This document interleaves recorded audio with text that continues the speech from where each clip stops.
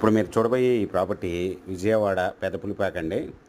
ఇది బందర్ రోడ్డు నుండి తాదిగడప బీచ్ వెళ్ళొచ్చండి. ఎస్టీబీఎల్ గేటెడ్ కమ్యూనిటీకి చాలా దగ్గరగా ఉంటుందండి. ఇది main road tar road face ఉంటుందండి. నార్త్ ఫేసు 60 అడుగుల రోడ్ అండి. చుట్టూ వెంచర్లుగా డెవలప్ అయిన ఏరియాలో ఉంటుందండి ఇది.